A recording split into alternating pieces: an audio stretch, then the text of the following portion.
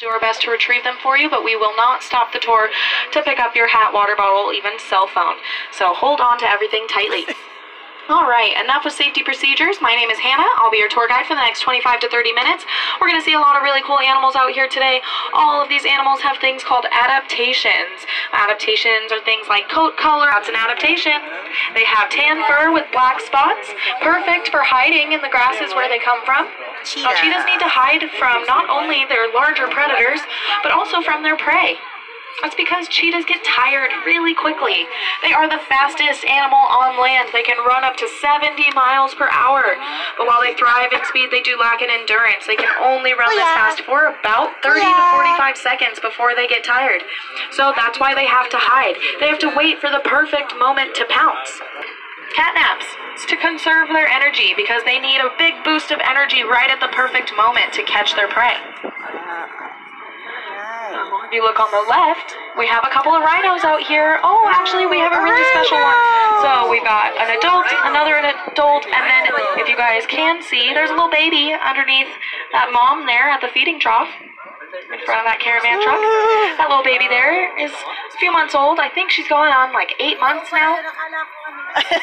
She's a 96th Southern White Rhino we've had born here. She's a very exciting new member of our family here. 8 months, you guys can do the math, not a small baby. Eventually, she will grow to be between 5,000 and 6,000 pounds, just like her mom and dad. We will circle back. They look a little differently than some you've seen before, a little less pink, a little more pale. That's because those white feathers are actually going to protect them from the sunlight. They're going to reflect the sun instead of absorb it to keep them nice and cool on hot days. And if you look really closely, you might white rhinos right now. And they're really important because they're working on a project to hopefully save their sister subspecies, the northern white rhino. There are only 3 northern white rhinos left in the entire world. And they are all too old to continue reproducing. So the northern white rhino is what's called functionally extinct. But we don't want them to be fully extinct, right? We're trying to save all the animals around us. So our scientists are working really hard on creating some northern white rhino embryos out of genetic material we have in our frozen zoo. And hopefully we'll be able to implant those embryos into the southern white rhino.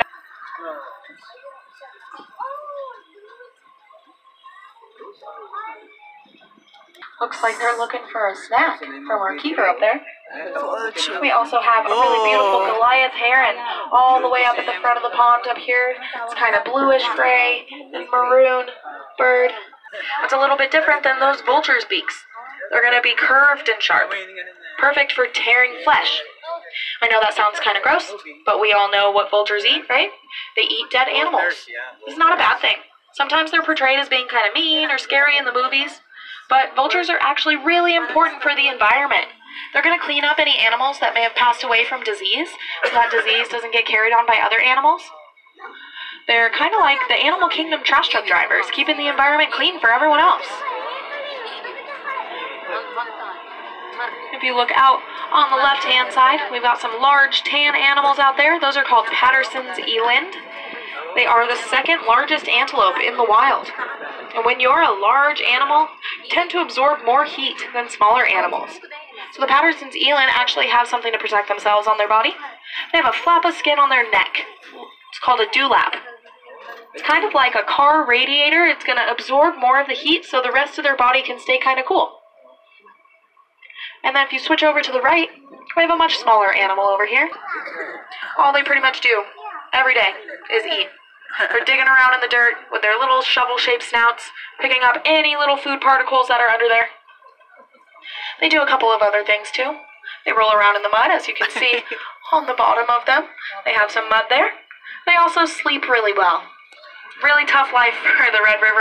We have some dark brown animals with kind of curved horns. Those are called sable antelope.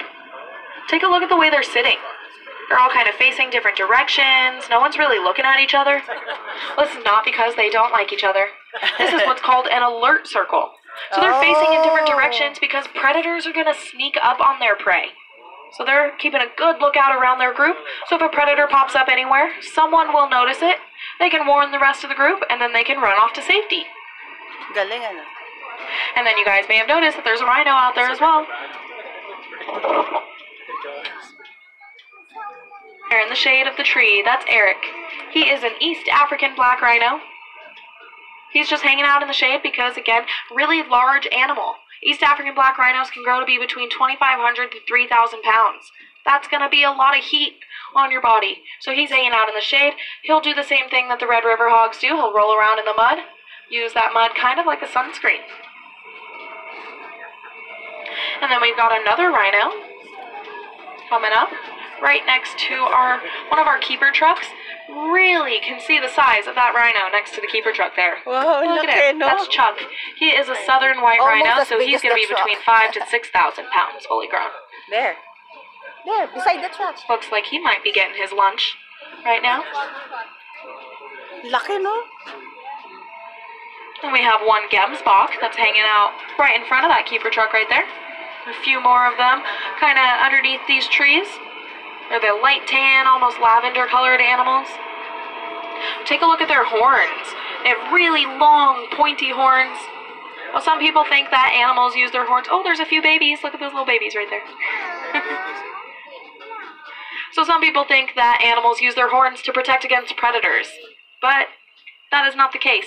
Animals do not stab lions with their horns. Once a lion is that close to you, it's pretty unlikely that you'd be able to protect yourself anyways. So those horns are really only used for what's called intergroup competition, or sparring. So that's when they put their foreheads together, they kind of latch their horns.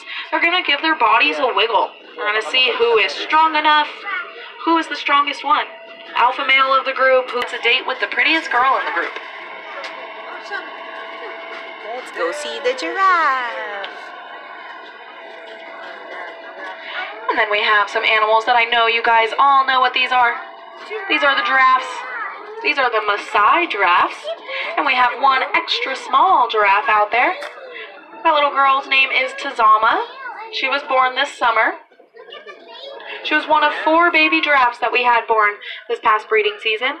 We were very excited about that because the giraffes do need our help. Their population size in the wild is decreasing. There's only about 100,000 left. So everyone we have here does count. It adds to that population size. Now she looks pretty small compared to the rest of them, right? A little bit smaller than Mom and Dad. Which is the tallest animal on land, which makes them really great watchtowers. The giraffes can see about 2 miles in the distance. Wow. So the other animals will often hang out underneath the giraffes because if a giraffe starts running, then they know that they should probably start running too. And then we have my favorite animal out here. These big dark brown ones. These are called the Cape Buffalo. Now, they're actually exhibiting why they're my favorite right now. They're being a little aggressive. The Cape Buffalo is the second most aggressive species in the wild, right behind the hippo. Now, obviously, they're going to be a little bit spooked by that truck there. But what they are considered aggressive by is that they will attack a predator. They're not like other animals. They're not going to run away or hide. They're going to attack a lion with the full force of their herd because they want to protect those little babies in there. You guys see the babies? They're a little bit smaller. They don't quite have their horns yet. They're going to make sure that they're safe. Protect their friends and family. Oh, they a lion messing with the Cape Buffalo herd. And then we also have some gray animals kind of right underneath this tree line here. Those are called wildebeest. And then look down on the left, all the way in the valley. Got a couple of different antelopes in there. Got some greater kudu, those are the ones with the stripes on their bodies. And then we've got some roan antelope, the big tan ones. Hi, Kuya. And then all the way across from us, we've got some little orange ones out there. Those are Ugandan cob. Now those Ugandan cob and the roan antelope that are up on top of the hill are using a behavioral adaptation that is very smart. They're using a vantage point. If there were predators in there, they would be able to see the predators before the predators see them. But of course, there's no predators in here. The animals don't know that, so they're still using their same behavioral techniques that they would out in the wild. Over 60 acres. Not only are we a zoo with big wide open space and all kinds of exotic plants and animals, we are also a nature reserve. We are surrounded by over 800 acres of untouched land, full of hundreds of species of plants and animals that are native to our own backyards. Those birds are native. We've got lizards and rabbits that might need us. But since you guys are probably here to see the exotic animals and not hear me go on and on about coastal sage scrub, down on the left, all the way down kind of under that big green tree down there in the shade, we've got two really large animals. Those are called Kikoy cattle. The Kikoy cattle are a semi-domesticated species. They are a status symbol out in Africa. Well, they're a status symbol because of their horns. If you guys can see their horns, you can see that they're very large. They can grow to be about 6 feet wide. Can you imagine having 6 foot wide horns on your head? That cannot be comfortable.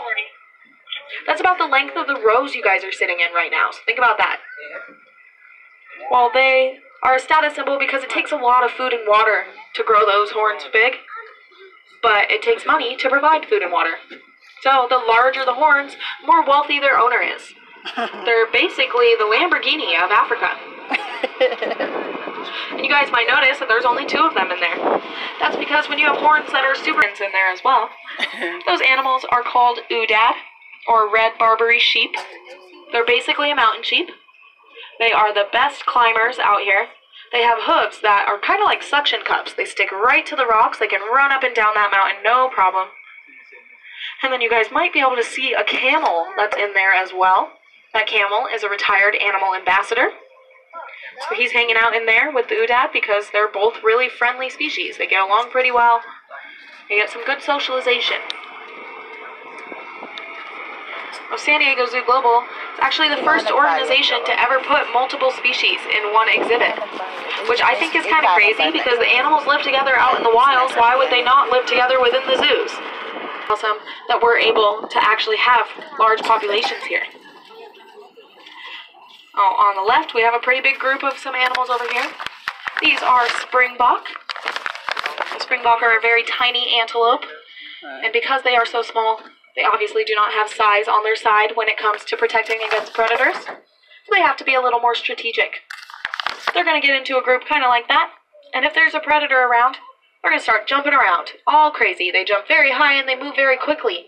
And what this does is actually confuses the predator and kind of tires them out so they can maneuver their way out of the danger zone.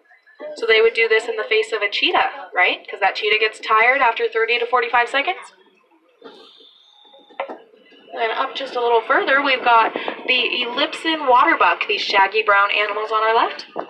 They also get their name from the way that they escape from predators. They're going to swim through the water to escape from a predator, and that shaggy brown coat actually produces an oil that keeps them warm and dry while they're swimming in the water, kind of like their own personal wetsuit. And if you guys look on the right-hand side, we've got a few different animals. That's that white animal with the tan neck back there. And then we've got some Kikoy cattle up here closer to us. So these are like those big animals that we saw earlier, but these ones are a little bit different. You can see their horns are growing out and then up, so they're able to have a larger population close together, not really bumping us. So what we do is we bring species in here that need help, we'll repopulate them, and then we'll bring them back out into the wild and do what's called reintroduction. So that's when you bring them back out there and you let them free and do things at home. Little conservation action steps are super simple. Recycle, right? Throw the plastic water bottle into the recycling bin, you could save a life. Conservation of water. We could continue to have all the little baby rhinos. I'm sure I'm not the only one who would be excited about that. I'll let you guys kind of get your last photos in of the little baby rhino there. Also, I do see a couple of smaller ones kind of up in the hill. These are the Rothschild giraffes. They are the most vulnerable of all of the giraffes subspecies, so it's really exciting that we had 3 babies in this group. Take a look at that giraffe tongue there. About the size of your forearm. Super, super long. You guys may know that the tongue is the strongest muscle in the body, but the giraffe's tongue is way stronger than ours. Perfect for reaching way up high in the acacia trees. You also may have noticed that it's not the same color as ours. kind of a blackish gray. That's a protection against the sunlight because they stick that tongue out so much. It's one of those adaptations. Majestic creatures, but doesn't he look so cute? Just like my kitty cat at home. He's doing the same thing that the cheetahs were doing, right? Conserving their energy. Cats sleep a lot, like 16 to 20 hours a day. They really have to conserve their energy because they never know when they might have to go hunt. Of course, these ones here, they don't have to go hunt. But they do like to play a lot, so they have to conserve their energy for that. Well, obviously, we don't have the lion. Done with the TRAM.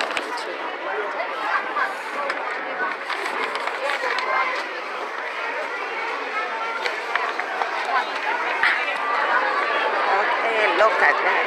Lots of people. Hi. Right there.